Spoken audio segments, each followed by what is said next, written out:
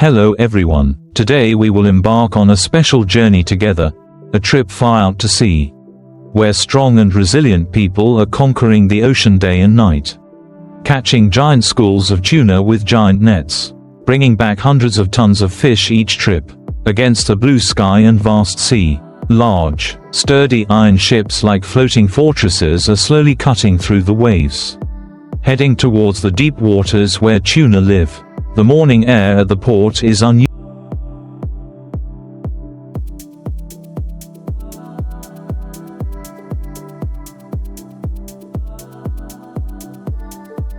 bustling. The sound of ship engines rumbling.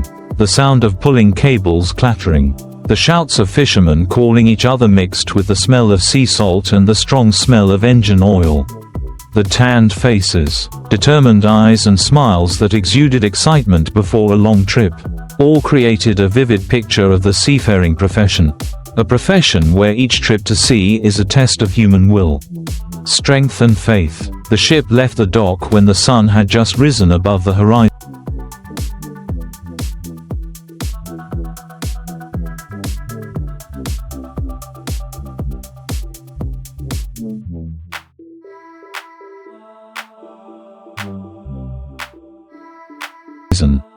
The early sunlight like gold on the sparkling water.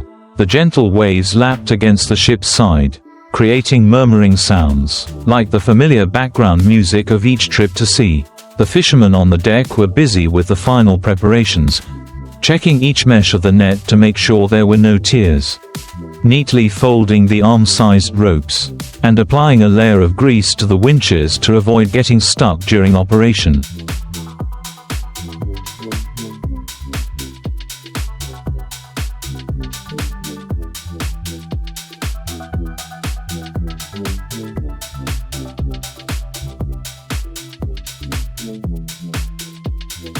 No one said it out loud, but everyone understood that this trip was a combination of experience and luck. Tuna are migratory fish, moving quickly and often swimming in schools in deep seas, where the temperature and food are suitable. Just one step too late and the school of fish will swim dozens of nautical miles away, disappearing into the vast ocean. Therefore, finding good fishing grounds is an art, from observing the sea surface, tracking the flock of seagulls, to using modern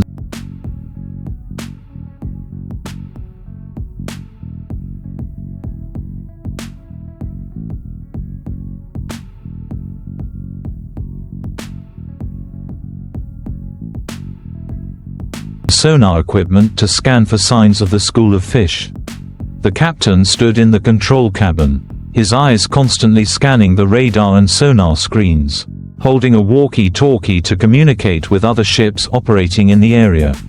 On deck, the younger fishermen listened attentively to the experienced sailors recounting their experiences in identifying the golden spots where tuna gather. They pointed up to the sky, where flocks of seagulls were circling.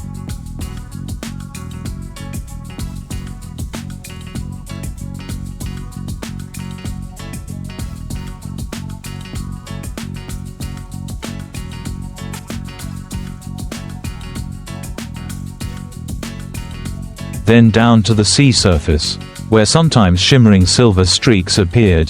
That was when the school of tuna was chasing a school of sardines or small herrings. The engine roared as the boat sped towards the coordinates just received. Everyone immediately got into position. Each net hundreds of meters long was brought close to the ship's side. Preparing for the netting, calloused hands quickly untied each knot, pulled each buoy and sank it to a fixed position. Each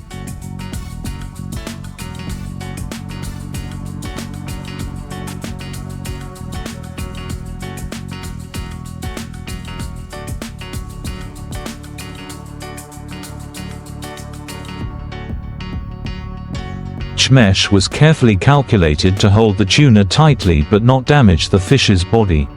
This was a means of making a living, but at the same time, it was the result of many generations of seafarers passing down and improving. When the command was given, a series of giant nets began to slide into the sea, forming an invisible wall in the middle of the water. The sea surface was still calm, with only ripples spreading from the ship's side and the sound of the cables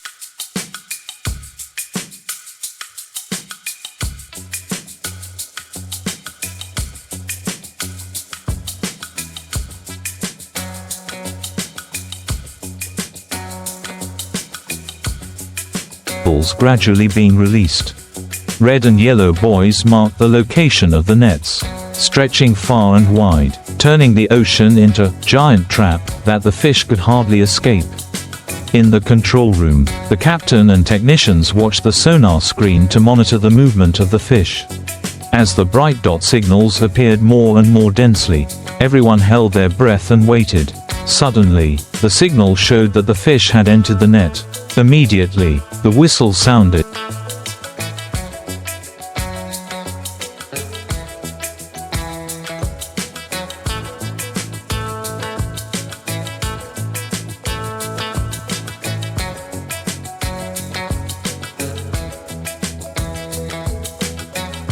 That was the command to start pulling the net. The winches started, the cables were tightened, and each section of the net soaked with seawater was gradually pulled up to the deck. At first, it was just heavy patches of net, but after a few minutes, the silvery white bodies of tuna began to appear, thrashing vigorously in the sunlight. Cheers echoed throughout the deck. Each tuna weighed tens of kilograms, some even exceeding 100 kilograms.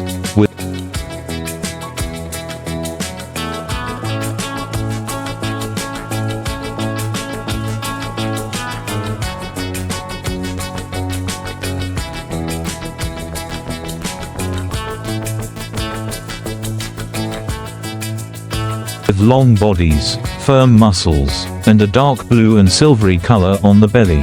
Seawater splashed as they struggled, creating a scene that was both chaotic and full of life.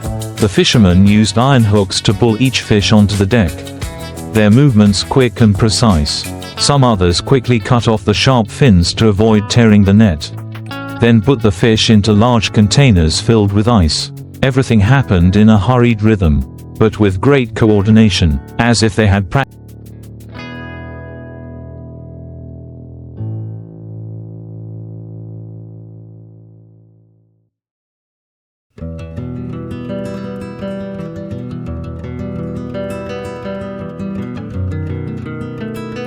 Practiced 1,000 times. The giant nets slid down into the deep water, each meter of heavy net gradually sinking, dragging the rows of buoys to form a large arc that embraced the area where the captain was sure the tuna were hiding. The sea surface was now gently rippling. The sky was a vast blue. The midday sun poured down, making the water droplets clinging to the ropes sparkle like small pearls. On deck, sweat and seawater mixed together.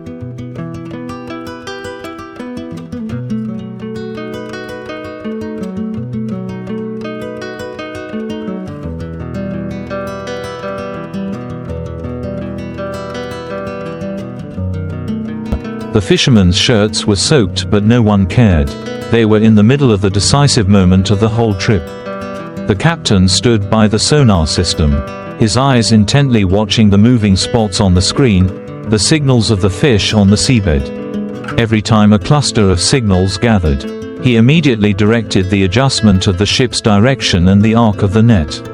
The whirring sound of the winch, the soft tapping of the buoys against each other, and the coordinated shouts created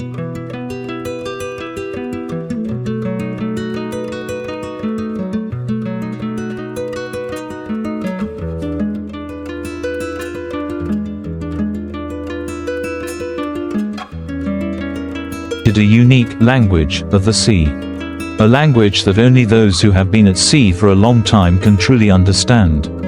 When the net had formed a complete encirclement, the signal from the sonar reported clearly, the tuna had been completely contained within the area. A long whistle sounded. That was the signal to retrieve the net. Immediately, the winch system operated at full capacity. The cable rolled up quickly, dragging along the soaked net.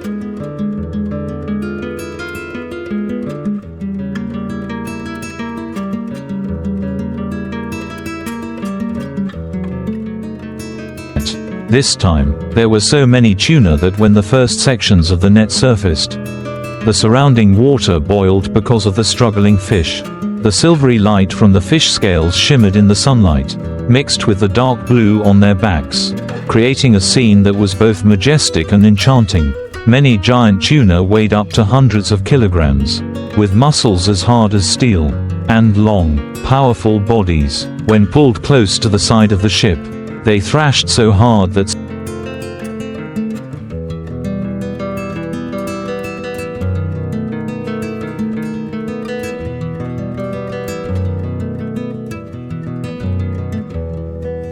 seawater splashed high, falling onto the deck. The fishermen had to coordinate rhythmically, some skillfully using iron hooks to pull each fish, some supporting them, some transferring them to the sorting area.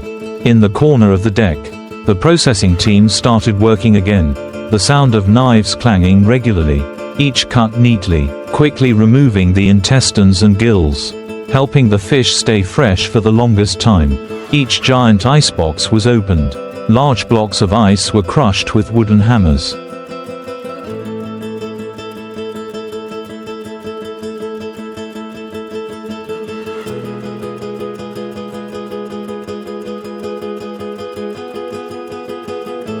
Spread evenly between the layers of fish. The smell of fresh fish mixed with the smell of seawater and engine oil created the characteristic smell of fishing boats at sea, a smell that only those who have sailed are familiar with and attached to. The deck gradually filled up again, the sound of footsteps, people calling to each other, the winch screeching, all like a never-ending work song. Each catch of fish came up one after another, creating a vivid picture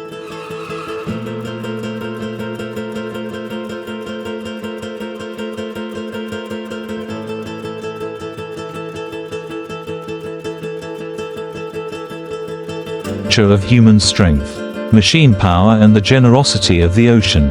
When the last net of the second catch was pulled up, the captain reported the tentative amount, more than 120 tons of tuna after only a few hours. That number made the atmosphere on the boat explode.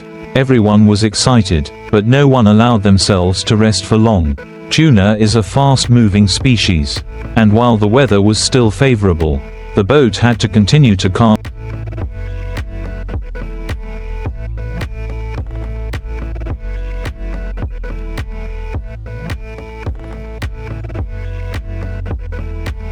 more nets to maximize the yield. Some fishermen took a few minutes to rest, leaning on the railing and looking out at the vast ocean. The sun was still shining brightly. The blue sea stretched endlessly. In the distance, a few dolphins suddenly jumped out of the water and disappeared, as if to welcome their fishing friends. Above, flocks of seabirds still circled, sometimes swooping down like arrows to catch bait fish, a sure sign that large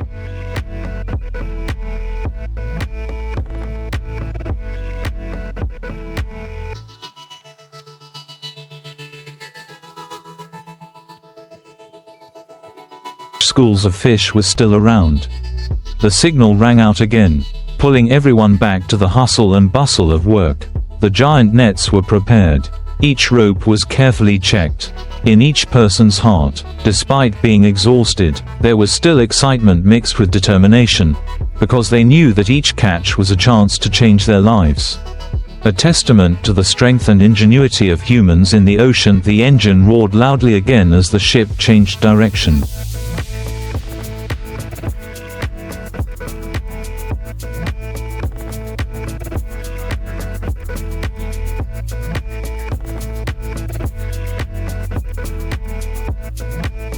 Cutting the waves towards the area where the new school of tuna had just been discovered. The sky was still blue but had turned to the light yellow of early afternoon. The sunlight reflected on the sea surface, creating shimmering streaks of light stretching to the horizon. The sea breeze blew cool, but not enough to dispel the heat of a day of continuous labor. On the deck, each fisherman's face was covered with sweat and sea salt, but his eyes were still focused, ready for the next net drop. The hunt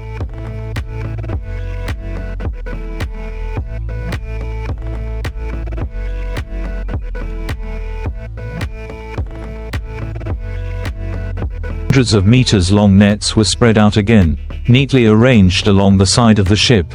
Each wrist-sized cable roll was securely fixed to the winch. The buoy and the lead were attached to the right position. All operations took place in amazing coordination, as if the entire ship was a living body in which each fisherman was a smoothly operating part. No one needed to say much. Just a few glances and short shouts were enough for everyone to understand each other. When the command to drop the net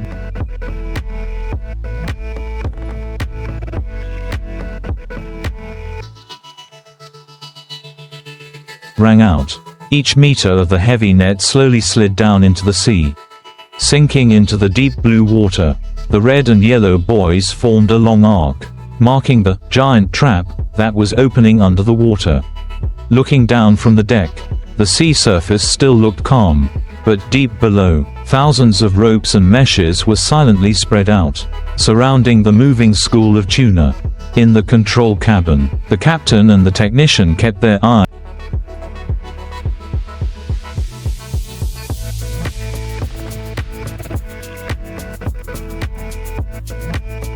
on the sonar screen. Bright spots continuously appeared, moving into large clusters. "They're getting in," the captain said softly over the radio, his voice filled with certainty. Immediately, the winch system was started. The cables began to tighten, and the sound of the engine echoed throughout the ship's hull. When the first section of the net surfaced, everyone realized that this time the school of fish was so numerous that the part of the net that emerged was terribly heavy.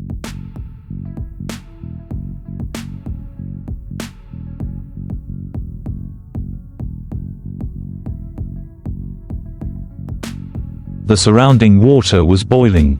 Hundreds of tuna were thrashing violently. Their fins were as hard as knives cutting the water, creating a sharp sound. The sea water was thrown up, falling onto the deck in waves. The fishermen immediately rushed into a real battle, a battle between human strength and the wild power of the ocean. Each person had a task. One held the hook to pull the fish up. One removed the fish from the net. One put the fish in the icebox.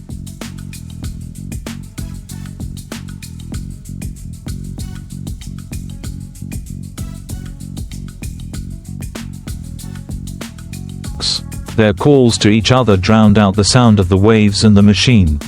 Some giant tuna thrashed so hard that two people had to hold on tightly to bring them onto the deck. Each of their jerks was so strong that the entire body of the person pulling them shook. But their calloused hands still did not let go. The fresh tuna, long and shiny, were neatly placed in the containers. The rear processing team continued their familiar work, cleaning, cutting off unnecessary parts, covering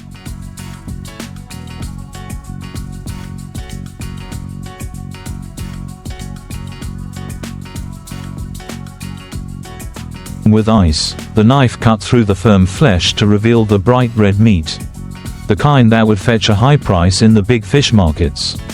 The cold air rising from the ice mixed with the sea breeze made the atmosphere on deck somewhat more pleasant in the middle of the afternoon. Soon, the deck was filled with new catches of fish. Everyone was exhausted, their shoulders were soaked, their hands were limp, but no one stopped. Every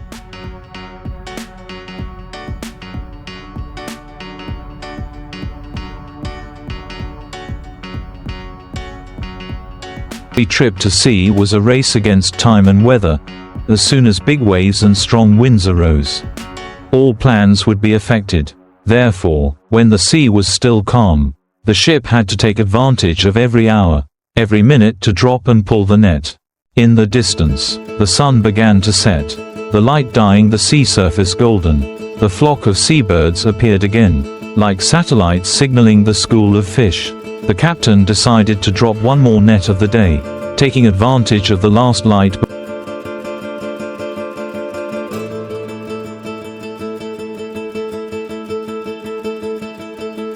before nightfall. The whole ship was bustling again. The sound of cables, the sound of buoys falling into the water, rhythmic shouts, all created a scene of work that was both urgent and full of spirit.